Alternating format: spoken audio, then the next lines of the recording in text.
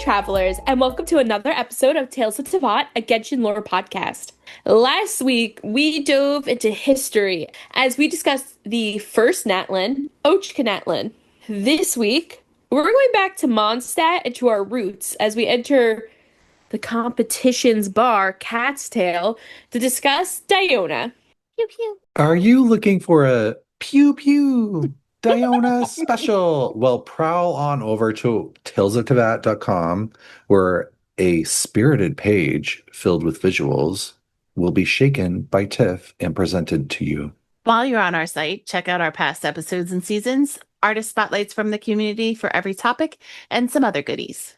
Finally, feel free to email us at talesofteyvatpod@gmail.com to let us know what you think of this week's episode and what topics you'd like to see in the future.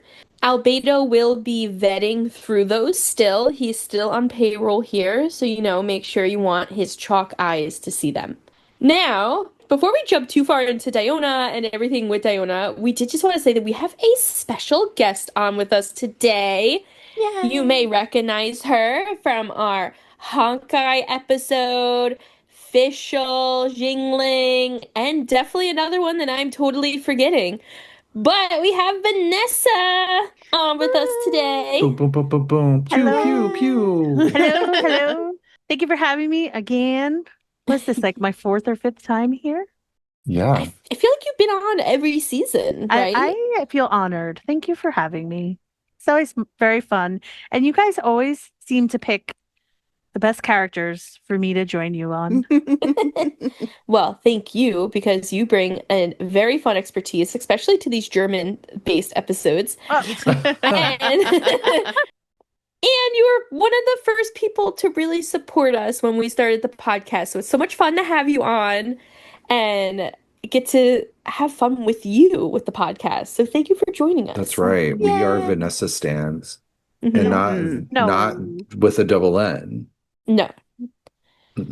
Just one N. Mm-hmm. It's a Don't think of double the N? redhead. VAN. Vanessa. Oh, yeah. Only one N, two S's. Don't think of the redhead. And if this is your first time listening into an episode with Vanessa, Vanessa works as an archivist, which we love. I literally love hearing about Vanessa's work life. It is one of my favorite things. Vanessa also is a Fischl main. Would you say Fischl main? A little bit of it's she's always there. Yes. Okay. And we Venti got is her Venti. son. Yeah. Yeah, I Yes. love Venti, I love Kazuha, I love Fischl, I love Kaching. They're all in the mix, and I love Diona. And Vanessa is a Labubu enthusiast. No. I mean, me and the rest of the world. Why? Why not? The world is burning. Yeah. Why not? Need something fun. It's the Labu joy, Brandon. No. Come on. Stop being a No. fun crusher. I mean, You're you not. you can be a fun crusher. I am a fun crusher. And That's fine. I am will too. crush this fun. I'm not gonna crush my Always. fun. It's Brandon, I not know. gonna like, happen. Well, I'm glad about that. I The appreciate that Labu about fun on the Labu episode. Labubu reminds me, just to quickly tangent, it reminds me of the Kid Robot toys and the kind of Yeah. Kid craze of Robot. yeah, with like the Dunnies. You remember this? I have some Dunnies. They were also blind box arty kind of toys, and I Yeah. just Lots of remember. vinyl toys. I don't Yes, remember it just that. brings me back to that. So it's fun. I have a few Dunnies. I'll show them to you. But I guess I am But too young to remember that. Ugh. maybe It was the time when New York Comic Con had the area called the Block, which now is a little bit more spread out, but it was called the Block, and it was all like vinyl toys and stuff like that. It was fantastic, and I loved it, and I miss it. oh, This is one nice little area. I just lived there. That's all I kind of did, was just went there. they still make Dunnies, huh? Okay, it's Amanda and I are like the same age, so we don't remember that. uh-huh. yeah, it's out of sight for our generation. Mhm. They still exist. We just ignore. And Vanessa's also a Honkai player. So for our Honkai friends, Vanessa is in Star Rail in the third. So I've been slacking on playing those games. that's though. okay. You have Fischl and Honkai Impact the I third. do, yes. I abandoned. I got to get back to it. It's fine because that game ended. Yeah, but I'm nowhere near the end. I got to catch up and stop playing around over Yeah, here. But you just finish part one and then you're good. I was trying to get Kazuha Constellations. I was just playing Genshin. That's all I was playing for like the last month. Yeah. Yeah. Chronicled Wish, man. It was rough. I got it though.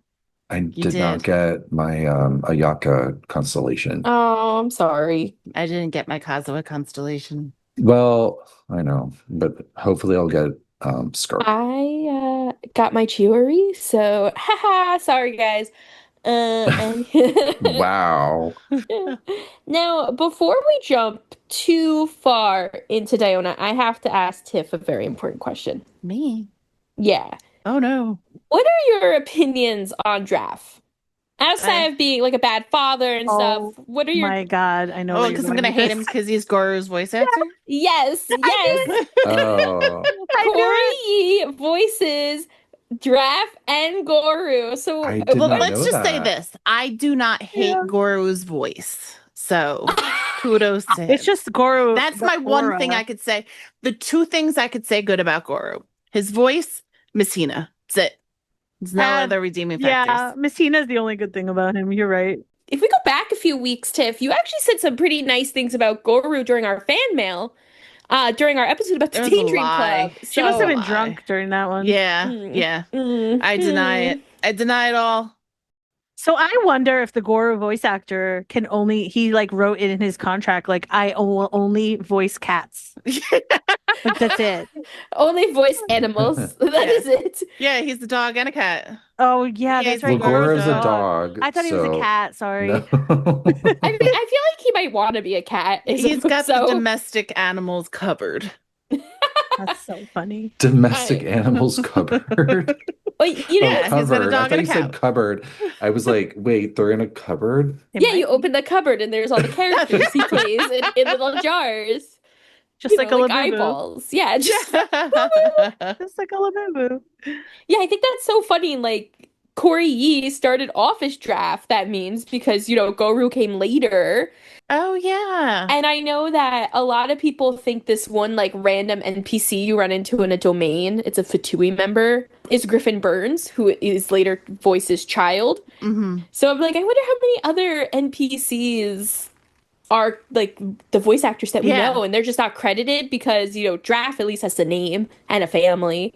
Some of these other NPCs don't. We had heard that though, that sometimes they'll pick up the smaller little characters and stuff. So that's interesting. It's interesting to think that he was Draft first. Yeah, he was Draft first, and they liked him, and they said, "Come back and play a dog this time." Yeah. You did the feline thing so well. So well that we're ready to have you. Another reason to dislike Draft because he's the gateway to Goru. He's Diona's deadbeat drunken dad. Isn't a drunk cat just basically a dog? I've never met a drunk cat, so You met your dog, so there you go.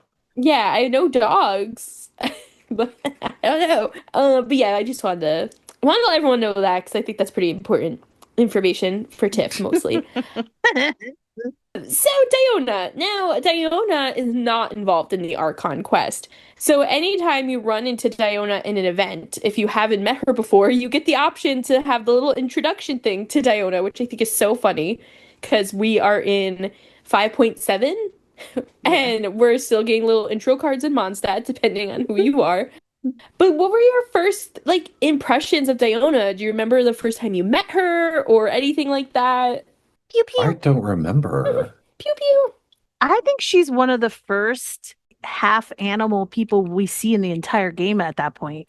And I remember that. Like, I don't remember where or how, but I remember maybe I Yeah. pulled for her and I got her because she's in a lot of banners. She's Yes. always in there. So I She's a remember banner getting queen. her early on. I don't remember when I got her, but I just remember that that's really the first half animal person I think we see before we get to Inazuma. Yeah, the closest you get to another person is Sucrose. Sucrose has like cat-like ears, but that's about it. No tail, right? Not that we know of. She hasn't crawled up in there. Wait, I are don't they know. cat ears? Are Sucrose's ears cat? Yeah, Sucrose even questions actually if she could be part of the same bloodline as Diona, but she then Oh. realizes that there's too many differences by the way that they look. She's like, there's so many animals. But I'm pretty sure Sucrose actually ran like like experiments on it, Oh, and she she found did 23andMe. yes, yeah, and she found out that they're actually similar genomes but different ancestry. So Okay. similar genome of Kätzlein, which Diona is, but a different ancestry. So I don't know what that means. Like you're a cat and I'm a calico and you're a tuxedo. I think it's like we're both humans, but we're not related. Oh. Oh, okay. You know? So that is the other animal-esque. You're right. I don't think there's any animal people in Leeway. No, Guru. I mean, besides Tainari. I said in Leeway. Goru's Oh, in a Leeway, right? sorry. Yeah. It's like, oh my God. I heard Goru and then I heard Tinyari. I was like, neither of those are Leeway. But yeah, it's funny. I don't remember the first time I met Diona, but I remember being like, pew, pew. So when you had her. Basically. Or maybe in like a trial, you know? Yeah. She's relatively easy to pull too. I feel like she's just very abundant. Oh, yeah, definitely. I love the pew pew and then her little cat like shield that she makes. So when I pulled her, she filled a slot for me. Like I know I played with her for a while. And she may have actually I'm sorry. Oh my God, I just remembered. Oh my God, it came to you? Yeah, it Oh came no, to me. I'm scared. So when I first got Diona, I played her because I really wanted Chi-Chi. So she was like the knockoff Chi-Chi for me. Oh my God. She was like discount Chi-Chi. Timu Chichi. Yeah, Oh she my Timu God. Chi-Chi. I think her shield is called Icy Paws, which is Oh. so cute. Or one of her attacks, I think, is called Icy Paws. I love all of that. And I just don't really. The pew pew, though, is always like, is she just channeling her like Star Wars with her bow? It cracks me up so much. Pew, pew, pew. She has the best voice lines, the best idols voice lines, the best everything. Like, They are really good. if you Yeah. haven't, take a tour through Diona on, whatever website. They have them. They're out there. You could listen to all her. If you don't have her, just go through and just listen to her. She's so sassy and angry and annoyed, like at you all the time. But she loves you and she wants to be near you. And it's so cute. We're like her father. It's a cat. Like that is It's literally exactly a cat. if you guys have a cat in your life or know how cats work, that's how they are. They're like angry sometimes, They're assholes. sassy, and they want to be up your ass. Like they just love you unconditionally. And I think they're so committed to the cat thing with this character. They did a great job. Like if only they had done this type of fleshing out with like Xiangling. We talked about this last time, right? How Xingling's only personality is she's a chef, right? Right. But with Yeah. Diona, she's so multifaceted. We're going to get into all of that, I'm sure. But they really are so committed to she's not just a cat, but then it's all sprinkled in there. Like all her cat qualities are a part of her, and it's just very natural. It doesn't feel forced. But don't you feel like most of her personality is like, I hate drunk people? Kind of. It's not, I mean, that's a big part of her. She's committed to take down the wine industry. Wine industry. But she's Yeah. also like playful and like she just wants her dad. And we'll get into it. But, down to like they slip in all the cat stuff. Like she opens a chest and she's like, oh, well, curiosity wins again, like because cats are curious. Yeah. So they really, really committed well to the cat thing. And they did a great job with building her and giving her a really great personality and a great voice actress to play her. Yeah, Dina Sherman does a great job. Yeah. I will say I have one qualm with Diona's design, and that is whatever the fuck that ponytail is on top of her head in front of the hat. I'm here for it. I hate it. Do you know what she would look like if she wasn't wearing this hat? It wouldn't look great. Well, she's a cat, and it's probably that she has some extra fluff. I have some extra fluff too. I should try putting it in a ponytail. I would have put it in the hat. It's like she's holding back her bangs almost. It is a Well- very dog thing though. Yeah. Like you see a lot of like dogs go to the groomer Mhm. and they come back with those little tufts I of hate hair. it. I hate it on them too. Like a topiary. Yeah. So cute. I love her drag queen eyebrows too. Like mine are like that too. They stop halfway through. So, Diona. So I think the most important thing to note right off the bat about Diona is that she's a cat. and that she has this cat ancestry, and it's real. Her dad is also a part cat. Her mother is alive, unknown if she's part cat or not, because we've never fucking seen her, but she's there somewhere. Is she involved at all? I don't know. I just know she's alive. Is she? How do you know she's alive? She mentions her mom in a voice line, I believe. Oh. I thought it was just her and her dad. I thought he was a single dad. Yeah, that's just the vibe they put out. I don't recall the mother. The mother's not an alcoholic, so she doesn't care. I mean, maybe that is her fixation on her dad. Yeah. Well, she Obviously. put him up on a pedestal and she was like obsessed with him. And then when she realized that he was a drunk, she was like, oh, fuck. Yeah. She does love him, though. I think she wants him to succeed. I assume that like the Kätzlein bloodline sort of passes through him to her, Mm-hmm. but I don't know anything about her mom. Yeah, because that's one of the reasons why he's a very good hunter, too, is because of his cat's line. She's also a calico cat, which I used to have a calico cat, and they have a very interesting temperament. Did it know archery? Probably. But calicos are only girls, and yeah, they're very sassy. So they did well by picking a calico for her type of cat. And you know she's a calico because of her tail? Yep, And her colors. Her colors. It's white with orange and black are calicos. And Diona mentions her mom during her hangout. She says, ooh, well, then I could praise the perfect fish head soup my mom cooked last night. Wow. Oh, totally missed that. Her mom is at home and cooking too. She's like present. Mhm. Someone has to be draft drunk. I thought it was her dad that made it. Her dad makes something else. Okay. Her father does cook when he's sober, and she says that her dad makes fish. The fish daddy cooks is the best, the perfect main course. But eating fish as a drunk food, that's absolute blasphemy. I don't like that she never talks about her mom. Like, where's Yeah. your mom? Yeah, that is weird. Or unless she's just like, oh, that's a sure thing. I don't have to fixate on this. Yeah, my mom is stable. My mom's good, but it's my Yeah. dad that's like disappointing me. I don't have trauma around my mom. I like that they're upfront about these issues that she has with her dad. They're not sugarcoating this at all. They're like, yep, he is a drunk. He disappoints his daughter. And she hates, obviously, the wine industry and drunks and boozehounds because of it. And, you know, we hear it in so many voice lines, obviously, but it's sort of like she loves him. She doesn't hate him. She wants his approval. She wants him to be the best dad he can be because he is a great dad when he's not drunk. And so it's really sad because you're like, you could just write him off and be like, yeah, my dad's a drunk and then move it on, you know, and you have your trauma about that. But she's worried about him. He goes missing. She's like, we got to find my dad. There's so many layers to like, she's not giving up on him. Like she still wants his love. So maybe it is that her mom is just like a sure thing. So there's no concerns there. She doesn't have to like be a parentified child with her mom. But with her Right. dad, I mean, I feel like she is constantly going out, scolding him. Yeah, she's totally parenting Yeah. her dad. Yeah.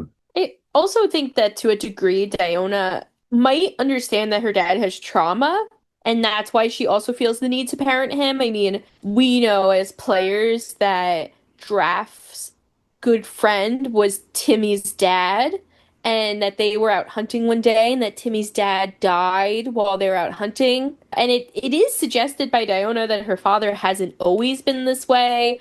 And when Timmy was born, her dad actually stopped drinking with Timmy's dad to try to be good role models for their children.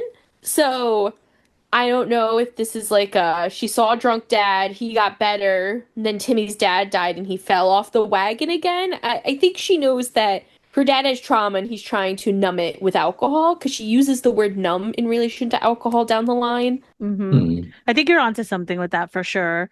And so I think there's a level of compassion toward him, but she doesn't really give that to anyone else that she's around and that she's exposed to at work.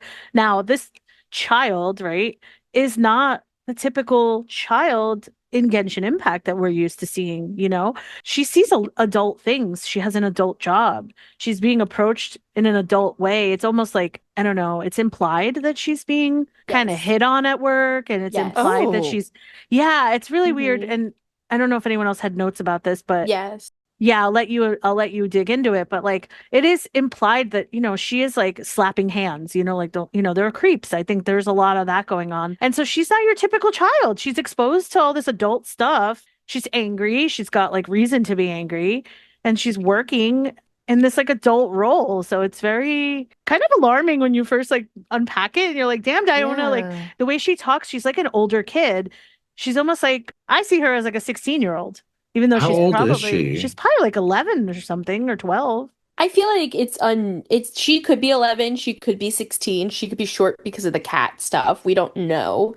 You see her with Klee and it's like night and day. Like Oh it's like yeah. baby Yeah. and like teenager, even though Diona is the same model as her. Yeah. Like the same. So anyway, yeah. She's not your typical child. So Diona has a voice line about Barbara where she's basically says she's confused as to why Diona has middle-aged men as her biggest fans and Barbara has young men as her biggest fans. And she's kind of like, I don't get it. That's fucked up. Ew. And then she has a voice line about Jean where she says that Jean is a rare, mature adult who doesn't drink, but perhaps she's a little too earnest. Because is it just me, or are the knights overdoing it a bit on protecting me? Now, we also know that Eula and Kaya are known to hang out in this bar, which is the Cat's Tail, the bar that she works at, which is also the big TCG bar, for those who maybe don't know the name of it. It's a tavern owned by Margaret in Mondstadt. Now, Kaya, he will go and hang out there, says that she makes a great drink. Diona thinks that he's a disgusting boozehound. How is he a captain? And Eula will also go and drink there. She thinks that Diona makes a great drink. And according to Eula, Diona infiltrated the tavern with hopes of tearing down the wine industry, and Eula infiltrated the knights to exact revenge. So she thinks they're on the same level. So I have this feeling that Jean has Kaya and Eula going to the tavern more than maybe she'd like to keep an eye on Diona, because Diona also has a voice line that says, "You wouldn't ask me to meow like a cat like those boozehounds do at the tavern, would you? I wouldn't do it. No way. I'm not some little house pet that just shakes my ears real cute and stretches my back. I'm Diona, the destroyer of the wine industry." That's the voice line though that gave me the creeps because I was like, oh, they're asking her to perform. They're creeping on her a little. Yeah, and like I know like they would like pull at her tail like to Yes. see if it was real. And I never like I took that at such face value that I never really thought of the fact that it is an old man pulling on the tail of a child. Yep. And now I'm disgusted. Or of a woman, regardless. Don't pull on someone's fucking tail. Yeah, like, it's just respect it. Like, Objectifying, no consent. Yeah. it's like they're treating her like she's a waitress in a tavern. It's so unfortunate, right? Like, they'd be slapping a woman's ass. They'd be catcalling her from the corner. Like, literally catcalling her. Yeah. yeah, literally catcalling her. It is disturbing. And what bothers me a little bit more, even, is that I feel like Margaret encourages it. So Margaret is the Margaret's owner. a mess. Yes, She's her Messy boss, Margaret. right? That's her boss at the cat sale. Messy Margaret. Yes, and ironically enough, Margaret and Draff are in a group well known in Mondstadt as the Four Drunkards. They're both in this group called the Four Drunkards. It's Draff, it's Margaret, it's Jack, who's the young adventurer with the leek in his bag, and then it's Quinn, who is the guy who runs like the little fruit stand with the pumpkins up front in Mondstadt. Those four are the drunkards, the Four Drunkards of Mondstadt, and Margaret is one of them. What about Nimrod? Yeah, I Why was is gonna it say, Nimrod one? Nimrod Yeah. needs to be in there. Listen, I didn't make the Four Drunkards roster. You can talk to whoever made the roster because it was not Amanda. I'm surprised that a drunk person owns a bar. I didn't think they could be like that put together. I mean, she's probably not. You don't want to use from your own stash kind of thing. This isn't Cheers. But Margaret basically said that she only hired Diona because she was cute. I mean, Yeah. I would hire her because she's cute. But I think it's more of like like a symbol Yeah, of that, it's like, oh, I hired her because she has good tits and she's gonna bring in tips, right? Like, it's terrible. It's bad. Or the same reason why you get a certain cat, because they're cute. But enough on the creepy drunks of Mondstadt. There's a lot of them. She has a mission. She's got a mission. She's taken down the wine industry. Obviously, she has her feelings about her dad being an alcoholic, would love to see him stop. And if there was no wine industry and no D-Luke, right? Yeah. Maybe this would go away. Yeah, and D-Luke is so confused by the fact that Diona doesn't like him at first. And then when he realizes she doesn't like alcohol, he's like, oh, I never thought I'd come across a bartender like myself. Because he also is a bartender who doesn't really like to drink alcohol. Yeah, that's so ironic. I think it's so funny. Meanwhile, Diona's like, if there was no D-Luke, there'd be no Mondstadt wine. If there's no wine, there'd be no drunk dad. But they do interact eventually during an event. It's actually during the big TCG event where we meet Charlotte, and she's going across the nations with us as we're trying to find out who like the top TCG player is. I love that they make Diona teach us how to play a TCG. She does the entire tutorial. The entire thing. Diona teaches us and Sucrose how to play TCG after Sucrose gets a package of cards. And while we're finishing up our lesson, D-Luke walks into the Cat's Tail looking for Margaret. And Diona's like, she just left, but if you run, you should be able to catch up with her. And he's like, it's fine. And he walks over to our table and he sees a card of himself on the table. And he's kind of like, what is this? And we're like, oh, this is TCG. He's like, no, what is this? And he like points to his card. And like, oh, you're a card. And Diona like kind of babbles out that basically, without saying his name, she says that Kaya left it there the night before. She's like, yeah, there was this guy with an eye patch in here last night. He was like sulking in the corner about his problems. And he left the fucking card here. But I did want to go back real quick before we jump into the wine industry too much. Just to her family life. We mentioned that she's a Kätzlein heritage. So the Kätzlein heritage, there are people who have lived in Springvale for at least 300 years. So Springvale is the place with the windmills right outside of Mondstadt. It's kind of the only other town in Mondstadt. And you do know at least one other member that is Draft. And if you have done, which I think you have no choice but to have done it, the story with Xiangling that we actually talked about with Vanessa last time, where you free Olaf, a man frozen by the cryoregivine, you find out that Olaf is actually one of their ancestors, and he's been frozen for at least hundreds of years in this ice. And now he can also be found in Springvale. And they are very well known for their hunting abilities, which includes like climbing mountains, archery, dodging things. I guess it's a cat like reflex. And Dr. Edith has also done, Dr. Edith is the woman who stands over by the windrise tree. She's done a lot of research on them and done some research papers as well. So that's really all we know about them. There is a line in Diona's name card that says that there was an ancient prank played by a certain someone that gave the Kätzlein blood to have the feline features. And so it's like, they're suggesting that this was a prank played by someone, and I'm almost wondering if Alice is pranking Venti because he's allergic to cats. I was thinking the same thing. I just thought it was Venti. But he's allergic to cats. So why would he do that to himself? Yeah. I thought the same thing at first. I was like, oh, Venti, who'd you get mad at? And I was like, wait, but that would fuck him up. We know Venti likes to play pranks, but They maybe didn't realize at that point that he was allergic to cats, and then he was like, oh shit. Wait, they're gonna be bartenders down the road? I'm gonna get screwed. And he's already screwed because he loves Diona's drinks, but he can't go into the bar that she works at. Yeah, I think his voice line's like he's like sneezing and he's like, someone go get me that drink or something. Yeah. It's so funny. Do you remember that one event where Venti was trying to help find like a missing cat? Oh my god, yes. And he was just standing on the roof of the house next to the cat's tail.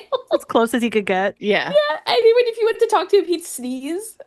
I mean, so that's funny. exactly where Amber put all of our missing posters. So, it seems to be the hot spot in Mondstadt. Dumbasses just putting stuff up way too high. Mushrooms, wanted posters. Yeah. She also put them on like the top part of the cathedral. Like, I went up there with Mike a few weeks ago to see if I could find a treasure chest for him, and they were up there. Yeah. I was like, who is going to the top of the cathedral besides me? Up cats. Up cats go up.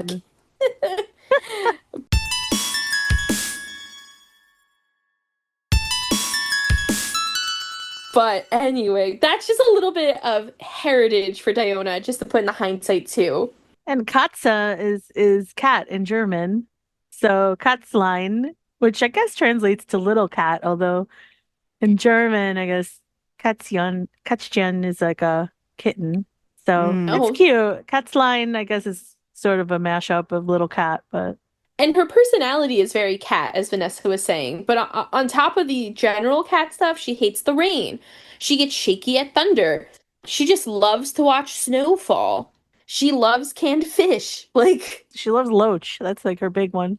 yeah. I like her lines. They're really funny because she's trying to always, aside from the cat stuff, because they're very committed to that, she's trying to play it cool all the time, which is why she's like, you can tell she's still a kid. Like this is what I mean about the layers of Diona.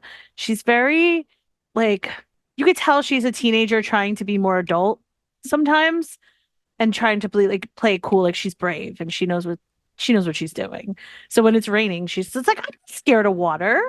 I just don't like my clothes getting wet, you know? Yeah. So there's a lot of that. Like when she's waiting for you, she's like, I was waiting for you. I was just resting, you know, like she's constantly just trying to be cool. Mhm. I love it. I don't know. I think it's a cute quality. But yes, she's totally waiting for you because she's obsessed with you. Yes.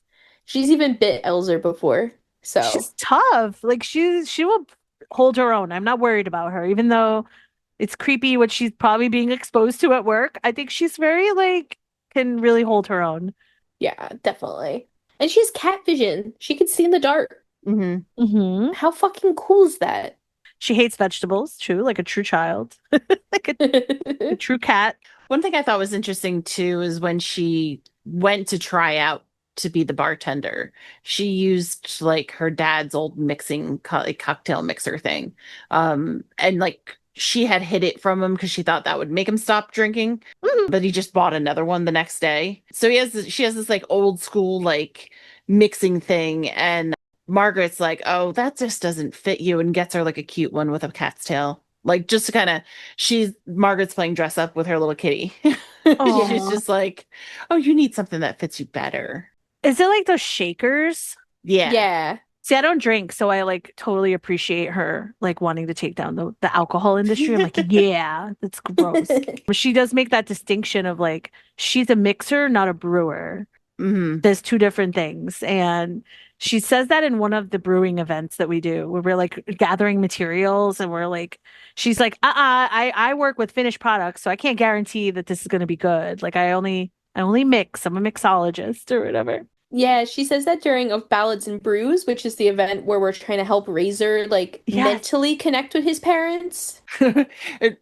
We're just trying to help him mentally connect. Do you remember this event? She's like freaking out that she thinks that Razor's gonna become a drunk. Do you remember that? She's like so worried about him. Yeah, basically, Klee misleads Diona on our behalf, and Klee goes to tell Diona to get her help, basically. And instead of saying to Diona, hey, we're trying to make this wine because we think if we make it, Razor will be able to smell his dead parents. Klee's like, yeah, Diona, we're gonna make him Not drunk. creepy at all. Yeah, Yeah. not creepy at No. all. Listen, he's a wolf, guys. He has good smell, apparently. Apparently, that's not something you're born with. It's something that you can learn if you're raised with the wolves. So, Klee made it sound like we were gonna get him drunk, though. And so Diona appears and she's like, when Klee told me what was going on, the last thing I expected was you. You're like, whoa. And you're like, Klee, what the fuck did you say? And then Klee's like, Klee said blah, blah, blah, blah, blah. Oh my And we're God. like, no, Diona. And then we properly explain it to her. And then everything that Vanessa said happens, where she's like, yeah, I'll do it. But She's so quick to be so mad at you too. Like she just Mhm. there's no time wasted in how sassy she's gonna get. And I like the quickness. Did y'all know that the cat's tail serves pizza? No. what? Like bar pizza, like tavern Yes, pizza. bar Oh my food. God. I'm assuming, yeah. It's probably so And good. Jean really wishes they delivered. Oh my God. I I'm want to see surprised that. they don't. Like we should cook that. Like it should be one of the recipes. Just tail like a bar frozen pizza. Yeah. Like a Red Baron. Yeah. They just end up on an episode of Bar Rescue with John Taffer. Like, he's like, "This is frozen." Oh my God. But anyway, Diona is, like I said, not really involved in the Archon or anything, but she is involved in her hangout and in a few other events. Where do we learn that she's got a curse? So Diona does have some voice lines. It's either voice lines or things in her story that do mention that she is, every time she tries to make a bad drink, she cannot.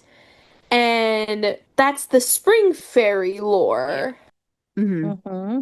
Yeah, Yes. you first learn it just by reading her story lore. She would go and talk to the Spring Fairy because she lived in Springvale. Still does, I assume. And she would go and talk to the Spring Fairy. Well, she thought she was just talking to the moon, basically, about like her little kid troubles and stuff. And the Spring Fairy just loved her. And before the fairy left, she blessed Diona when she was 7 with the ability to basically always make a refreshing drink and like, just excel at that, which is a weird thing to give a 7-year-old. I love it. Could have just been like, you'll be successful in life. No, we're going to make you be absolutely fantastic at making drinks. But she thinks it's a dream. Like she doesn't actually know that it was real. And then during the poetry event that we learn more about the Spring Fairy, which we'll get into a little bit later, but the Spring Fairy's like, Diona, I know you. Your fish pillow's name is Bubbles. And she's just like, what? She's like, oh my God, maybe this wasn't a dream. So like she, for the longest time, just thinks that it wasn't actually real. Yeah, they said something in her voice lines about it too. It was like when you get her to level 6, the friendship, she says, you and me, we're good friends now, right? I kind of remember having a friend like this before, but maybe it was a dream. Mm-hmm. And it's like, oh my gosh, she has like no recollection of the Spring Fairy friendship she had. It's sad. Meanwhile, she was out roaming the streets of Springvale with apparently 2 parents. Neither of them noticed that less than 7-year-old was out, hanging out, talking to the moon. That just made her stronger. But I need Boyo to address where's Diona's mother. That's what I yeah. know. Yeah. Hashtag find Diona's mom. Now, the Spring Fairy, how would you pronounce her name? The Spring Fairy. Calliope? Calliope, but Calliope. Calliope is Calero. It was what I had looked up. Oh, Calero. Mhm. Okay, because I was calling it Calero. Ho, as in clearly that's a hoe. Calero. Yeah, I was thinking it's Calliope Ho. Callio. Oh, Calliro, right? Is that what you just said? That Oceanid is a hoe. She's an Calero. Oceanid, right? Yeah. Yeah, so a quick recap on the Spring Fairy for travelers who don't know. And I don't know.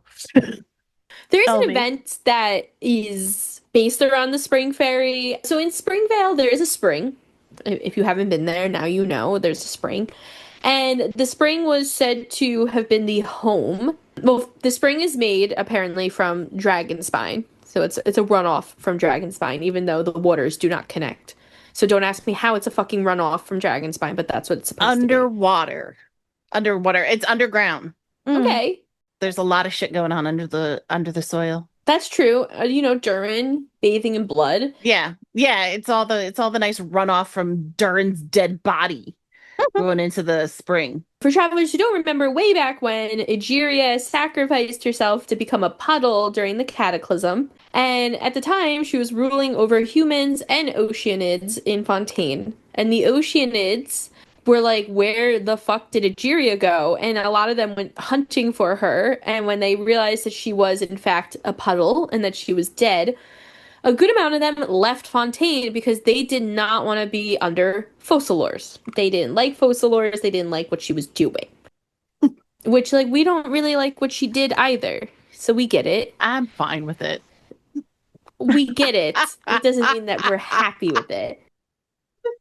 So, the Spring Fairy is an Oceanid who fled Fontaine and went and lived within the spring at Springvale. And so part of the spring goes right down into the actual town. And if you go there, you can actually talk to a man called Old Finch. And Old Finch will tell you that he used to be in love with the Spring Fairy, basically. And it's confirmed they were in love. But now he's old. And so the Spring Fairy used her powers, because we know that they could do that, to bless/curse Diona. You gotta wonder, who else was she blessed and cursing? Not me. Yeah. There's a lot that goes on in Teyvat with curses and blessings, and I feel like ever since this poetry event, I've been saying that specifically. But you have Xiangling, you have her, you have Zhao even might be a little cursed with his karma. Maybe Shenhe. Shenhe, Farina, Natlan as a whole. So there's just a lot of weird stuff going on everywhere. But yeah. But we do learn a bit more about Diona and her curse and her family and stuff in her hangout, right? Yes. I think so, yeah.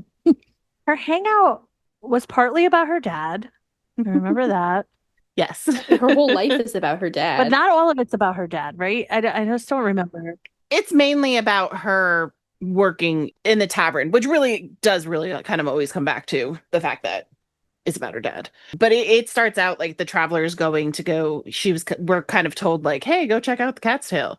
And Nimrod, who should be one of the drunkards because he's just always drunk, stands out there and he's just like, this place is awesome. And he just hiccups and burps all over the place. I don't know why we're taking his opinion on anything. But he tells us that's really awesome because you can go in and pet a cat and talk to Diona, who makes fantastic drinks. But he lied to us because depending on when you did this hangout, you couldn't pet any cats in this game. Not until Petrichor. So I think it was a lie. But yeah, so we end up meeting Diona and Margaret basically at the Cat's Tail. Of course, outside because this was also before TCG, so you couldn't go inside.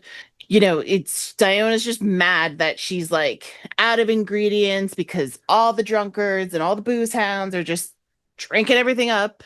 Margaret's like, well, that's because you make really good drinks. So like this capitalism, this is kind of how it works. We love capitalism. Yeah. In this game. Yeah. Only. But then she's like really mad about the cats too. Because then she's like, well, people always just come in just to hang out with the cats. And I don't understand why people want cat hair in their drinks. Like, she can't tell how much she wants people to be there for her. Like, she doesn't want them to drink, but she also really likes the fact that they're there for her. But then the cats get their own attention and just makes her mad. So that's basically the story for all of the hangouts, no matter what you do. And it branches off from there. One of the first branches is Margaret sends us with Diona to go find 3 kitties who snuck out. It's Roger, Nelson, and Paisley. Oh, that's right. Mm-hmm. As she puts it, like they took off in the middle of a workday. She would never do something like that. That's terrible. So Margaret's like, well, you can go find the cats. And she's like, I'm not a cat. And she's like, but you're good at it. So just go find the cats. So like she's saying how like Roger and Nelson are always doing this, and it's kind of unlike Paisley, but like she has a favorite in them. She's like, Paisley wouldn't really do this, but he's out too. So we have to go and help her find them. So we go with her to Marjorie to go buy a toy for Roger. Apparently she was having made for him specifically. Yeah, she hates the cats. She's making presents for him.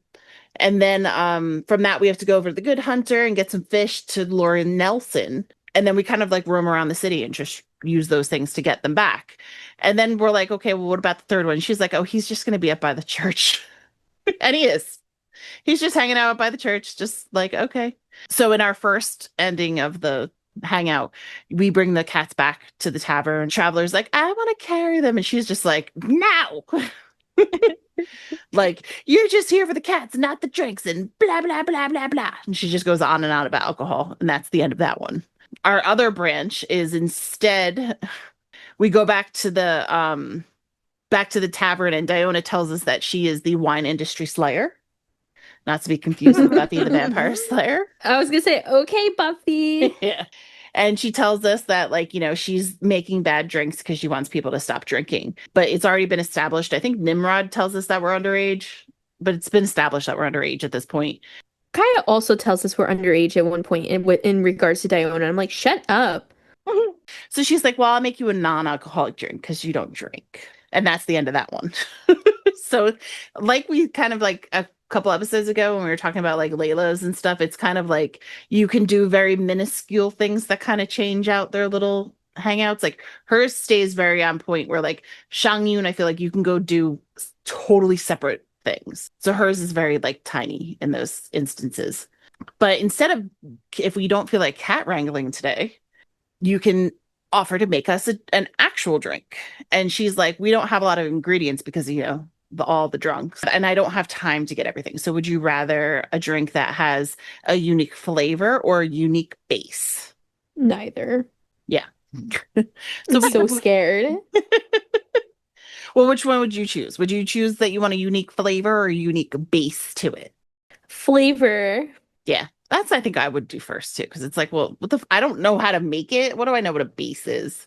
Yeah, I was like, that sounds like a texture problem. Yeah. It's gonna make you the best drink you've ever had, though. Yeah.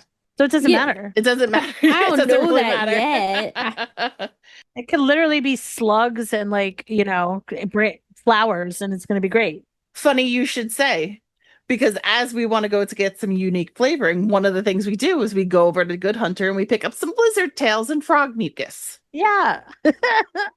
As one does. So then we have to go out into the wild too. And then she has us go fishing for the scales and the fish mucus. She has us take it off the fish so it's like preserved. And then we go get slime condensate. And she tells us that she's trying to add texture to the drinks because people love her drink so much. She figures that the texture would be what would get them. Or she thinks the slime condensate would just suck up all the alcohol and you wouldn't get drunk. She's really trying. Yeah, she is. She is trying love her it. best. So she starts like, again, throughout the whole thing, she's just yelling about people getting drunk. And that, she goes into a little bit more about her dad there and how she wants to make him stop. And it's, and if nobody drank, then he wouldn't. So we're like, well, maybe if you make mess up how you make the drink and you can make it shitty. And she's just like, I always make fantastic drinks. It sounds so cocky too. You're like, so what? cocky. Yeah, she's so mad about it, but she loves it at the same time. So then, as one does, Connor the winemaker comes stopping by as we're over by collecting our ingredients. And he's just like, oh, Miss Diona, I love you. And he's like, you make all these great drinks and I could never make them that good. And I wish you would show me. We're like, well, why don't you see how he makes his drinks and follow that? And then they'll suck. That would make sense. So she's like, okay. And he's like, okay, let's go back to the winery. And she's like, no, I will not go to the winery. That place is horrible. Because she blames D-Luke for her dad being a drunk, even though D-Luke didn't start the winery. He may have started the fire, but he didn't start It's been there for He didn't even long start it. His time. family started it. The cat's tail was there before D-Luke too, I'm sure. I'm sure. So Connor basically goes through this whole thing. Well, but Angel Share is also a competitor and you really shouldn't show up there. And Cat's Tail, how would it be if you showed up with me? He kind of just talks her out of it. And we're like, fine, we'll just go to the winery. And he's like, I have all the mixing stuff. And she gives him the crappy ingredients and he makes it and it's follows her process and it's perfect. And she's like, well, that didn't fucking work. So she's like, well, you know what, Traveler, you make it. And I'm not going to tell you. You have to remember what I already told you and put it together and see if you can make a crappy drink. And it's terrible. We have a couple other people. I think Elzer shows up at this point too. And it's bad. People are like, oh, that's interesting. And then she gets mad that everybody's drinking this crappy drink and she makes it better. So it's actually, I think there's the picture of that. Yeah, there is. The pictures you get from this hangout series are incredible. They're in my house in the teapot. I thought you were gonna say in your actual house. I should print them out and hang them up. If we decided to choose a unique base, though, instead, because that is the end of that little side one. If we decide to choose a different base, we head to Dua Lipa Gorge, Woo! also known as Dead Upa, but whatever. We head on over there because she heard about some hilly troll drink that was really terrible and stinky. One of her patrons was telling her how he tried this drink and it was horrid. So she's like, sounds like it's right up my alley. So she's like, let's go get that. And we're going to see, if we can, this terrible. As we're, going over to the gorge, we run into Alan. Who's Draft's friend? Alan. I love Alan. Do you think Alan and Draft are a little bit more than friends? No, no, wait, I don't Oh know. my. Hello? I think Alan and Draft are special friends. What? I mean, I Oh. also didn't think that she had a mom until 10 minutes ago, so Are they Brokeback Mountain? I think they are. I Oh, think that's no. why they're going hunting. Oh no. Alan is very upset though that Draft was missing. One thing led to another. That picture is Alan, actually. At the end of the hangout, when he's like walking away, Alan is holding him up. Uh-huh. Yes, Never exactly. thought of it. Mhm. I would like to throw out my own little spin on it. I think that they are mentor and mentee because Alan has some voice lines where he's like, "Oh, Mr. Draft always gets so drunk after a hunt." And he's very second guessy of himself as like a huntsman. Like there's one point where he says like if you're looking for a hunting partner, you should pick someone else because he's a hunter in the making. Yeah, he's something in the making. And he does say that he's trying to learn the tricks of the trade from Draft and stuff like that. But Alan may have been there when Timmy's dad also died, you know? So it could be the whole troop might have trauma from Trauma that, bond. guys. Yeah. Why can't you give me my Brokeback Mountain? That's homophobic. Listen, I love a good Brokeback Mountain moment, guys. If anyone, it's me. I gotta look this up and see if there's like people pro ship. Please let me know. Well, Alan is like, so Draft he went into the gorge going looking for something, and he didn't want anybody to go with him, and he hasn't come back, but he was, really drunk. And he's just like, we should wait till there's like, people who it's really dangerous, so we can't go. They're huntsmen, and they're like, it's too dangerous. Meh. Let's send the child. Diona's like, I can go find my stupid drunk dad. And of course the traveler's like, sure, we'll help. So we go and find him, and he's just like obliterated. Basically, he is so unbelievably drunk, and he is talking about that he wants to go find a hilly hog. And we're like, what are you even talking about? A hilly hog?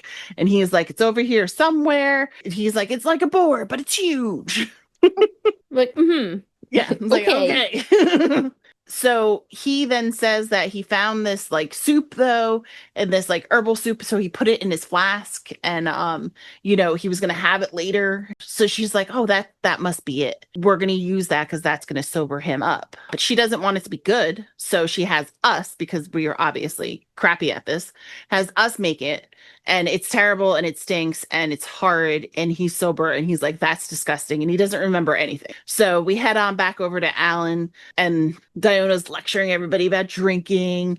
She's just like, now I can't even make you a drink because you used it all in the recipe, so I can't make you the drink I was going to make you. So guess this one's over. And Alan helps out a disgusted Draft. He's no longer drunk, he's just sick to his stomach from the soup. The alternate to it is that she makes the drink, and it's delicious, and he's just like, this is fantastic. But she makes she kind of is rude to us. She's like, I still have some left because I know not to use all my ingredients. I was like, oh, okay. So once we get back to Alan, she's like, we'll go back to Mondstadt and I'll make you a drink now because I have the right ingredients, and we'll go make it for you. And that's the end of that one. And that's the end of our hangout. Diona special. It's all about getting drunk, giving us a drink, stinky drinks. And her just being really mad about all of it. Yeah. But really, like, it's interesting though, because it really is. She doesn't want her dad to drink. We get that. But she's like, okay, but now I need to make him sober. So I need to, like, I'm going to make this for him because it's going to be good. And like, she even like, in some other time, like, we'll say like, oh, well, I'll bring you home and I'll make you a drink. Like, this way you'll feel better. Like, she's encouraging. She hates it, but she's also like, but it makes him feel good. But it's under her supervision, though. Yeah, I guess so. It's kind of like those like moms that are like, you can drink, but in the house. Yeah. I'm a cool mom. Like, yeah. that. She's doing that. But like, she gets so mad about it. But the moment, like the moment that any of the attention is put on the cats, she's just like, why don't you come to a bar to drink? Like, what the fuck with the cats? She's like, also, aren't I better than a cat? Yeah. So she's like jealous of the cats. She wants everybody to love her, but she wants them all to have terrible drinks, and she wants to slay the wine industry. Take it all down. Mm-hmm. There is a part too where Elzer, not a part of the hangout, but Elzer goes to Cat's Tail because he's heard about her, and he's like, I need to like suss out the competition because she's like kind of ruining our revenue over here. And he goes over, and then he has a drink, and he's like, this is fantastic. You should come work at the winery. And that's when she bites him. Which is also like, when have you ever seen someone drinking at the winery? I've never seen them hosting wine tastings. I've never been invited out. Like, They're lazy over there. I always assumed that was just where they made the wine. In the manga, they have like extravagant parties where everyone is drinking. That is true. So when are these parties? Why haven't we had one? It really is a point of contention for me. The little bar that they have is actually like a tiny little bar over in the corner that she makes her drinks at. And like when she's making them with beef, when we're using like the disgusting flavors, she uses the dandelion wine as the base for them. She's like, fuck you guys, I'll make it gross. Yeah.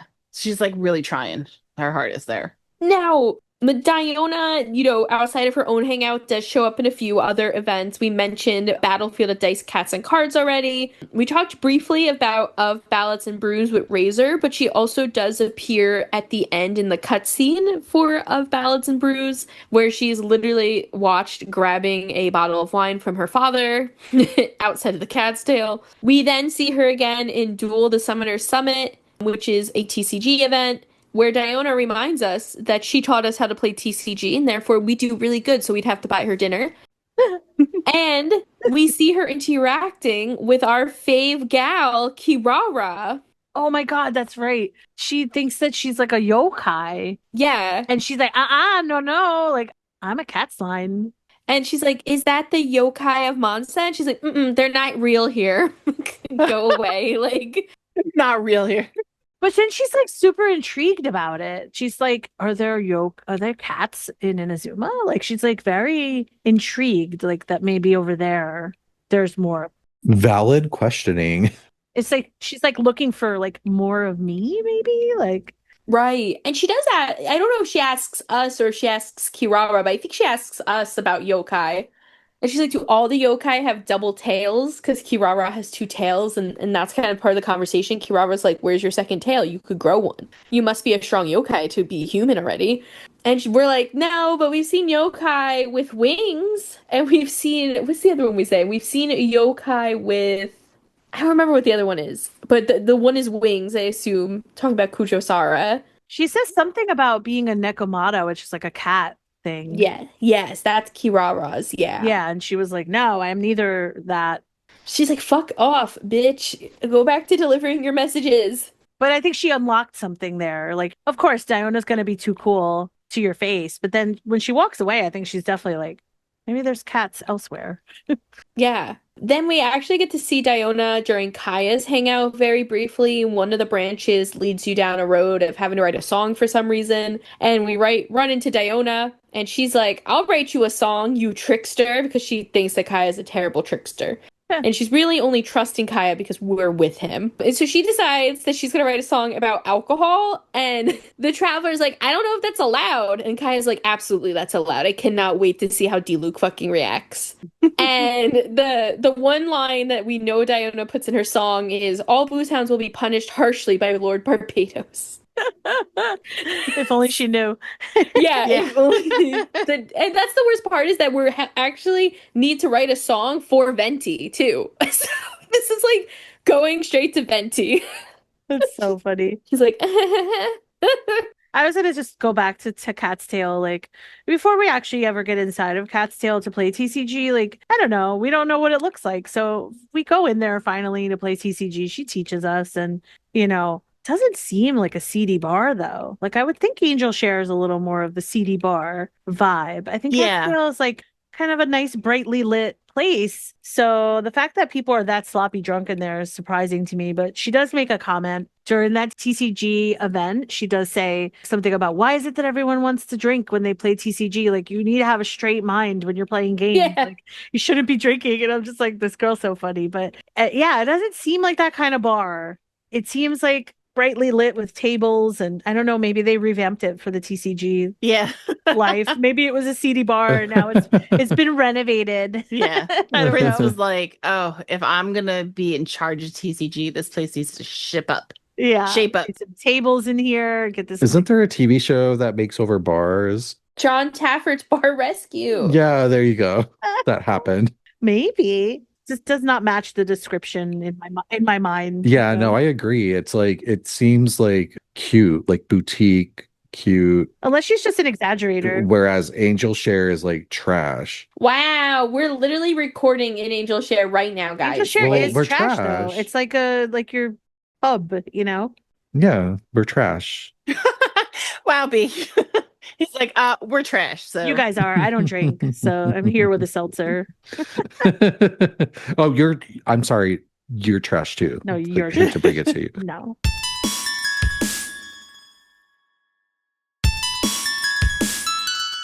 I would like to mention, though, that just because the bar is brightly lit and has lots of cat detailing does not mean that it's not seedy. Because what makes it seedy but the clientele? And not for nothing, but you can have Ningguang in here drinking. You can have Yoimiya, like the seediest of seedy people. But they're drunk. Everyone here is playing cards and getting drunk. It's like going to a casino. True. I guess every time I go in there, everybody's, I'm in there looking for a card game and everybody's very behaved. Nobody's acting a fool. Not yet. I maybe go in there at the wrong times then. Just wait until, like, Gary loses. Gary. Who's Gary? Who's Gary? He's a guy sitting in Cat's Tail right now. Gary? Yeah, Gary. Gary. That's just his name. I know. In my head, though, I'm actually playing out a scene from Weird Science in my head. Oh, I was like, is that SpongeBob? No, it's when it's the one parent. It's just like, Gary. And he's like trying to go to a crazy party, and Kelly LeBrock is like telling him that there's going to be like S&M and shit. And they're like, Gary. I think Brandon's too young for that reference. Oh my God. I am. Yeah, it's not Thank part of our you. generation. I don't know Mhm. that. Me and Amanda, same age. Well, I'm as old as dirt, so Weird Science right up. I'm just messing. I have a question though. Does she know she's cursed? She knows that she can make a good drink. And we all know that she's cursed. But does she not realize it? I don't think she knows. You should just think it's like a gift that she has, like, because she's just talented, or Well, I was going to ask y'all this. Like, during the poetry event, she meets the Spring Fairy, right?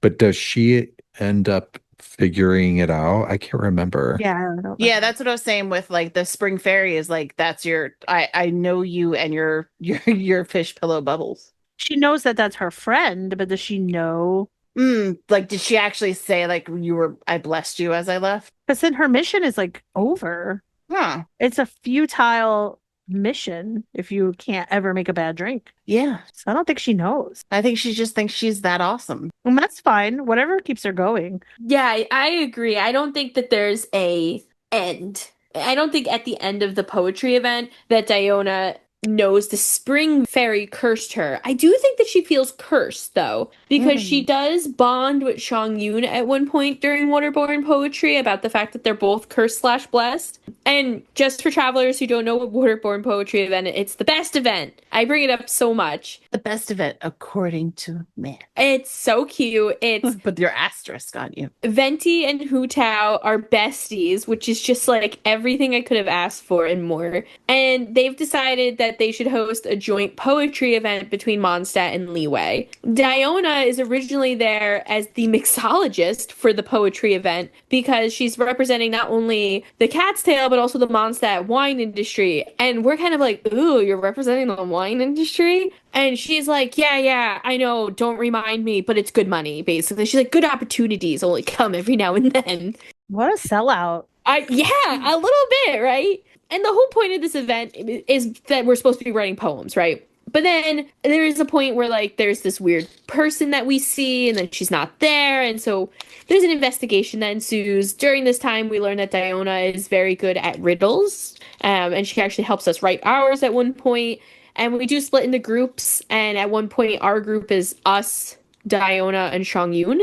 Xiangling is like showing us this investigation spot, and then Zhao pops up, and we take a break, and Diona makes Xiangling a drink using chilies. And we get to see Yang Energy, Xiangling, which is like so hype. And Paimon is like, girl, make him a cold drink. Like, we need him to be normal. And so she gives him a cold drink. And while he's like calming down, the two of them have like this really sweet little bonding moment about how they're really not pleased with their quote unquote gifts. And Zhao does say like something to them. Zhao sticks around with us. And Zhao does say like, your constitutions are different and curses can be blessings. Like, he's very optimistic about it. And this is where it's like first suggested that Xiangling might actually have a blessing and not a curse, but we don't know why, because they never went back to it. So, and then, we go to Fontaine and we learn all about Farina and how she was cursed. But then, like, to some people, it could be considered a blessing that she had what she had because she did help save Fontaine, right? So this event really brings in that idea of, like, what is a blessing and what is a curse? Is it in the eye of the beholder or the eye of the one who betroths it to you? So that's what the poetry event is that we keep referencing. Did you hear that, Melty? What happened to Farina was a blessing. Yeah, Melty. So though Diona does appear in like those anthologies that we got where we would run into her randomly and she's like helping Razor with stuff. Oh, is that like the antidote things? Yes. Yeah. What are they called? Anthology? Oh yeah, Anecdotes are doing that right now, aren't they? Yeah, they brought it back. And not only did they bring it back, but they said that I don't think it's this one. I think it's in 5.8. It'll be permanent. They'll Yeah, just I be think random they're people that. in places. I love that. Yeah, I think that's cool. They better be voiced. They should be now. I don't know if Well, they will no, be, they though. won't be because some things they don't voice. But did they voice the first ones? Yeah, they did. Some of them. Yeah. I actually hear their voices. I don't know if this makes me crazy. I hear their voices even when I read it. Does anybody do that? Do you read it as them? Sometimes I know the voice, yeah. Tiff, there's this thing Fischl, called yeah. schizophrenia. Yeah, like I mean, even with like when I'm reading a book and stuff, I do it too, where if I've seen, in some cases, like I have to read a book before I see a movie or a television show because I will immediately, it'll be their voice, it'll be their face, the whole thing. And everything I read, even if I'm like, that half the times I don't know, I think sometimes with those smaller ones, if it's voiced, because in my head I hear it. I hear them saying it. That's not weird. I tell myself stories. Did you voice the 10 hours of the Aranara in your head? Oh my God. Because if you did, that's impressive. I could never come up with an R&R voice. I have no idea what they would It's sound kind like. of like this, like I heard think nothing. I think that was so high pitched that the Yeah, I mic didn't was hear like, anything. fuck it was that. like this. It was like kind of like Animal Crossing. That's how I hear them. Oh, yeah. That's cute. That's Animal Crossing. Yeah. R&R. Good times. Long times.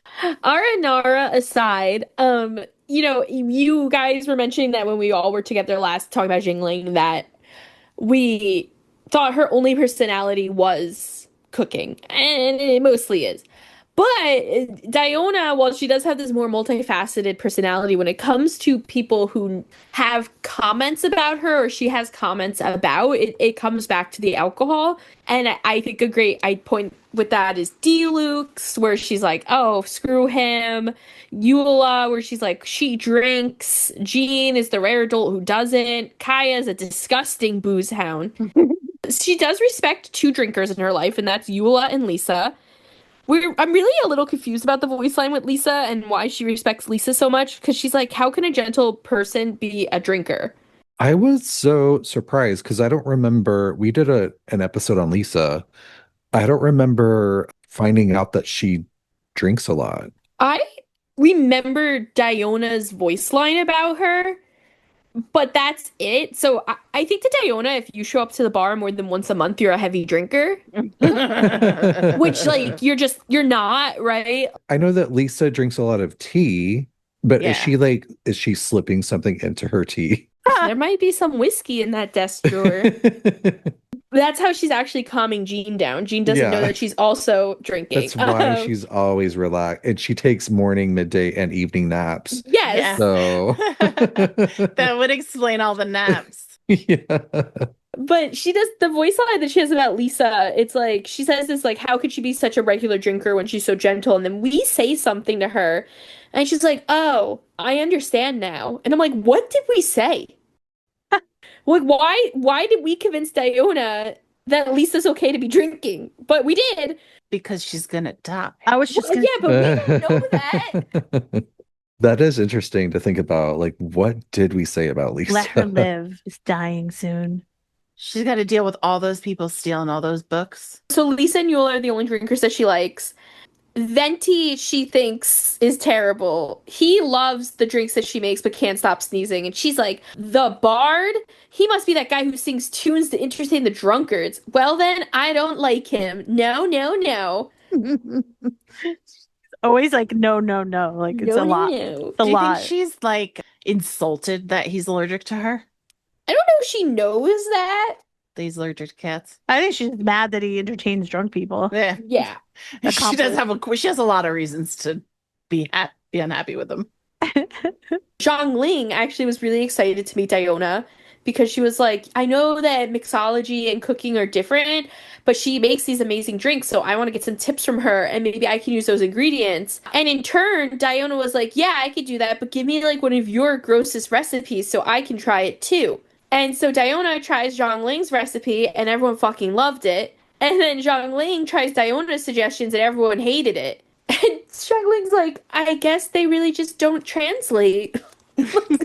Well, isn't part of her blessing / curse that it has to go through Diona's hands? So as long as she touches the drink, it will be delicious. Right, yeah, and that's what makes total sense that like Xiangling's is not gonna be well. Yeah. And then these are my two favorite people that she kind of has a little bit of a voice line about. One is Klee. And as you know, Klee loves Diona. Diona's the best. She goes, I like listening to her. The last time I heard her say, I'm going to destroy the wine industry in this city if it's the last thing I do. And I'm going to help her using my bombs. I don't know what a wine industry is, though. Is it a monster?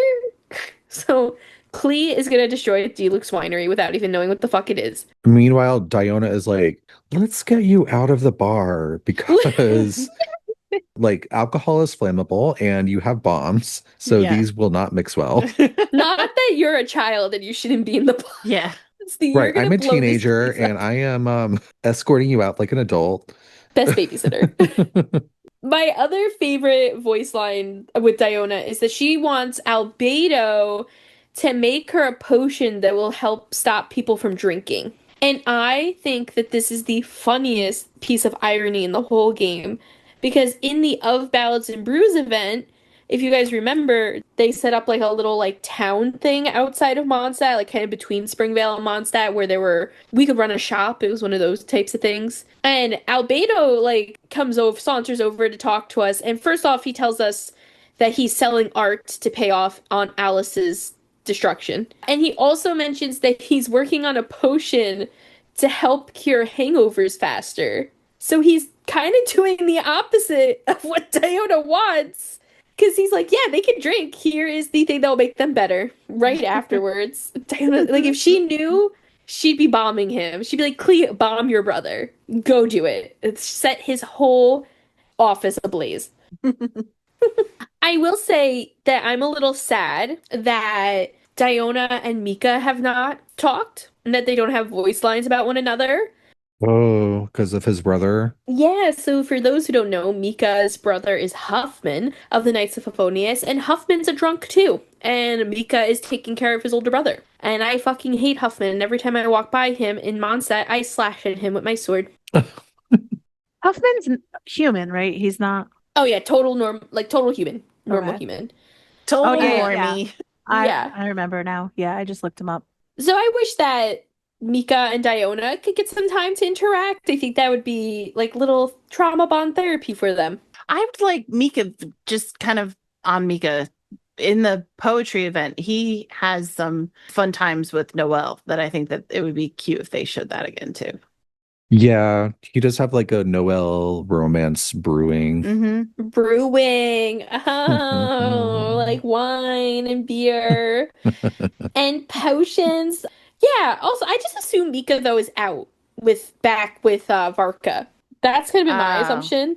That is true. He only came by to bring the letter. Yeah, I think he comes back when needed for the most part because we have seen him in some other quests since then. But I think for the most part he's like going back and forth between like probably Nordkrai and and Mondstadt. The assumption at least. But anyway, we mentioned Kirawa earlier and her head kind of popped up, and so I feel like we have to go into our mail now. So we do have a few messages from travelers this week. Our first message comes from Willow, and they said, started listening to your podcast a few weeks ago, and thank you for your amazing content. As someone who struggles to sleep, it's so soothing to hear you guys discuss the lore while I drift off. But I do have a question for all of you. What do you think the Tsaritsa wants the Gnosis for? Personally, I think she intends to use them to revive the third descender as they contain their remains and use them then to fight the heavenly principles. But what do you think? I had a crackpot theory that has been completely disproven, and I'm a little bummed about it, but I still think that there's going to be a jilted lover somewhere. Like, not jilted. I feel like there's going to be like a Senora type thing where like she was separated from a lover and needs it. Maybe it's the third descender. Maybe all the little bits and pieces are her boo. Oh She my needs to put God. them back together. Yeah, I don't know why. It's like third descender is her boyfriend. She's just doing all of it for love. Well, first of all, Willow, whenever someone tells you that they fall asleep listening to your podcast, I know this is counterintuitive, but I take it as a huge compliment as someone who also falls asleep listening to podcasts. So I really appreciate that. I feel like we made it and we can end the podcast. Okay, Brandon. Take a step back from the mic. No, but I actually agree. Like, I think that you're right that the Tsaritsa is collecting them to resurrect the third descender. Have we ruled out? I know this is probably stupid. Has it been ruled out that the third descender is not our sibling? Nothing is totally Yeah. ruled out. Because we're the fourth, right? Yeah. So Based off of Nahida and Dodore, we do not think that our sibling is the third descender. But, we do not, but like in the game, but we. I mean, I love that idea. That would be a gag. I'm just throwing it out. I don't know. It's probably been thrown out before. We've talked about the sibling being dead. that's Brandon's favorite theory. Yeah. Unlike Amanda. Yeah, no. DEAD. Dead. DEAD, go. Oh my God. I will take you dead to go. I don't know what I think, but that's a good theory. I like to think that the Tsaritsa is trying to open a slime shop. Like kids play with slime, and that they're just gonna take all the Stop. goop out of the No. Gnosis Mm-mm. along with condensate. Carl's goop No. and the slime condensate and just make like a really rare line of slimes. Absolutely not. Is that similar to the goop that was found with the Ocean Gate remains? That was all carbon fiber sludge. sludge along with I remains. mean, that's basically what's in the Gnosis. Yeah. That's pretty accurate, is. actually. That's what she's doing. She's going to It's carbon resurrect fiber. Ocean Gate. Oh, It's carbon fiber sludge. she's gonna bring Stockton Rush back. I'm sorry. I'm in a really big Ocean Gate moment again with these two documentaries that just came out. So Oh yeah, we've watched both documentaries with you. I've had to So- insert carbon fiber into everything that I'm thinking about. So apologies. good though. But in all honesty, I definitely think the Tsaritsa is trying to revive something or someone, or trying to keep something or someone from being revived. So and we know that the Gnosis have the goop inside of them from the third descender, so it's definitely possible that she's either trying to resurrect or trying not to resurrect them. She might be trying to beat someone to the punch that we don't know about. I'm just going to say that I don't think it's goop. I think it's like pellets. I'm going to You would be wrong. henceforth the Gnosis have pellets, third descender pellets, and the Tsaritsa is going to just sprinkle them out. They're not. No, this isn't like a cake or an ice cream sundae. It's like rabbit food. Yeah. Like, Yes, what? like little No. pellets. Then you've seen the no-seas, Brandon. They definitely have slime in them. No, they don't. They have I don't know. pellets. I don't know No, what you're talking where about. do you see pellets? How do you see what's inside of them? They're just little wands. They're They're little chess glowing. pieces. Yeah, you don't know what's in there. That's the slime. No, it's pellets. It could have pellets and slime. This blue is a liquid. No, they're not. So that's the element. It's goop. Pellets.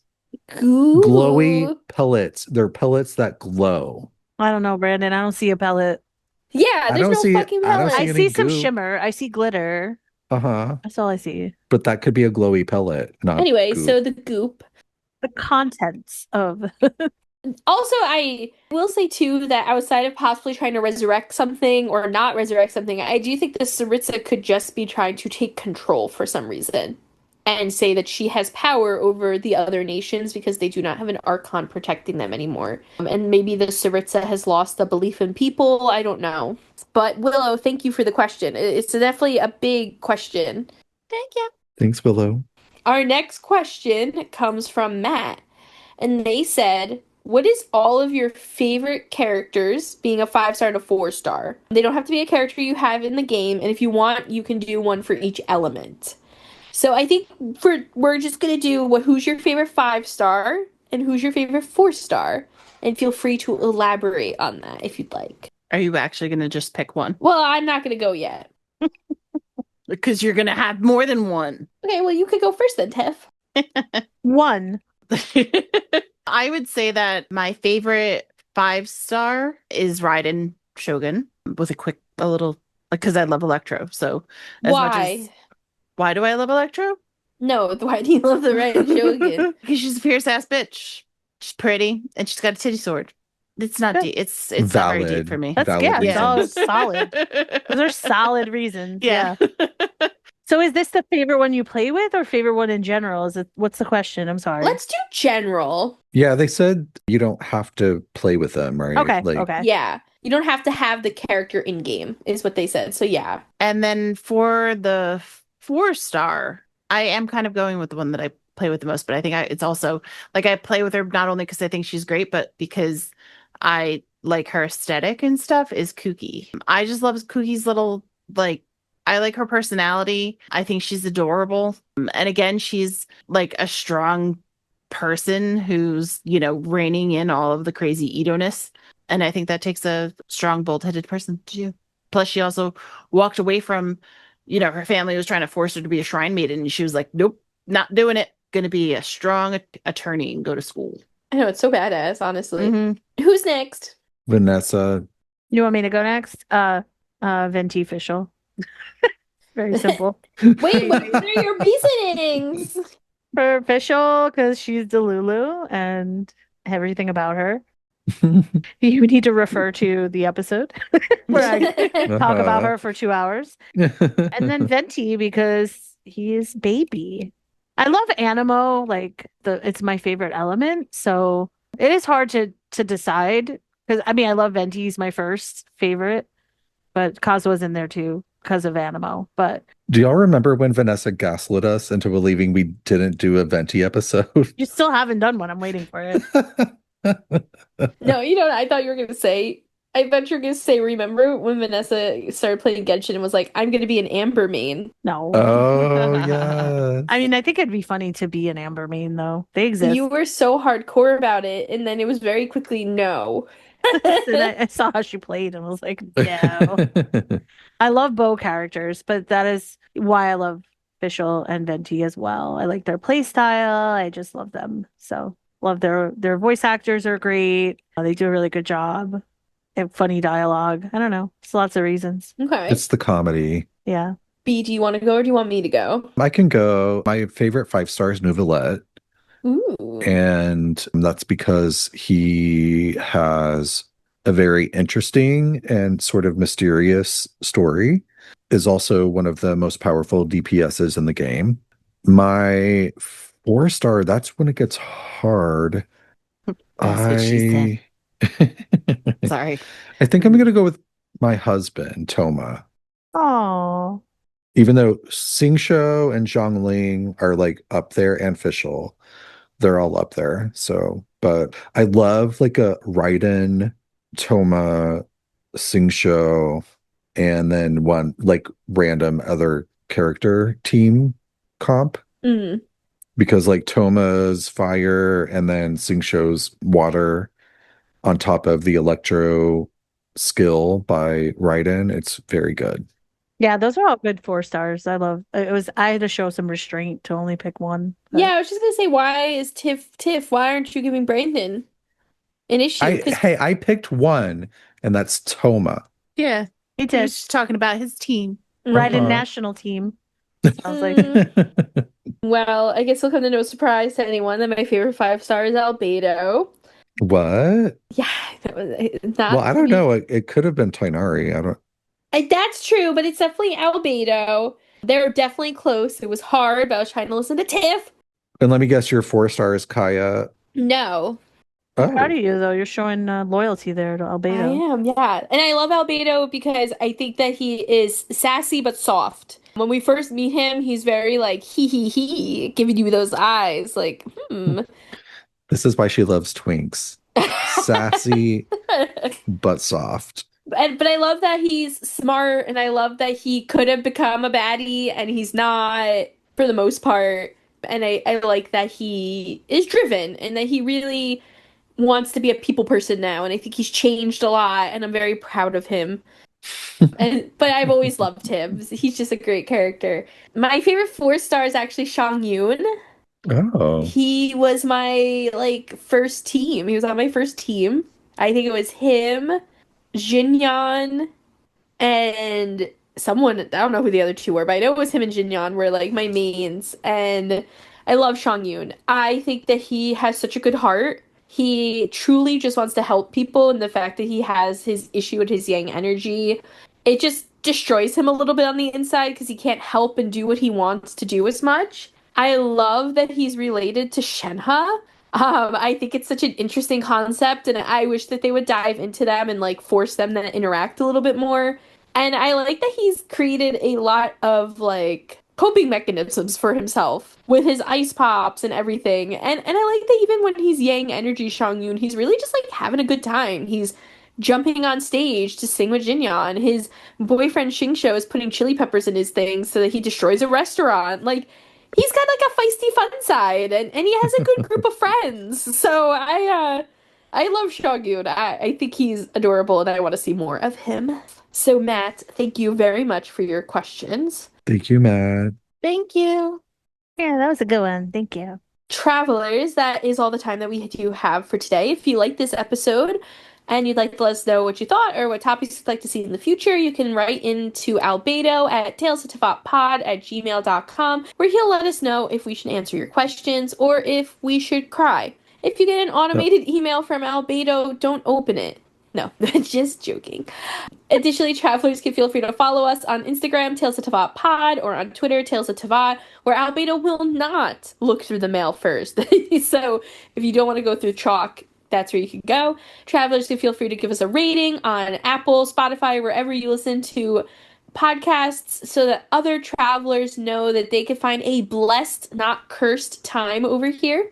And travelers can feel free to check out our Ko-fi shop, where you can buy us a cup of coffee, a caffeinated beverage of sorts, or you can check out our merch shop. All proceeds from our Ko-fi go to our web hosting, our editing softwares, and generally just paying for things to make sure that this podcast can continue to run smoothly. We'd like to thank Vanessa for coming back on the pod. Thank you, Vanessa. Thank you for having me. We will also, of course, in the description of this episode, list where you can find Vanessa if you'd like to stay in touch with her. But we'll definitely be having her on again in the future. Thank you. Next week, we are going to be heading to Liyue, just skirting our way over, spending a night in Wangshu Inn, and then making our way to the harbor, where we're going to meet up and talk about Ganyu. Is Ganyu good? No. Man, you good. And we will just loop good. that, the whole It's intro. It's wild actually very good. that we've never done a Ganyu episode. It's very exciting. I love Who is God. the YouTuber? Eris is Ganyu good? Yeah, it's so funny. Until then, safe journeys, travelers. We'll see you next time. Bye, pussy nerds. Pew, pew. Pew, pew, pew. I was waiting.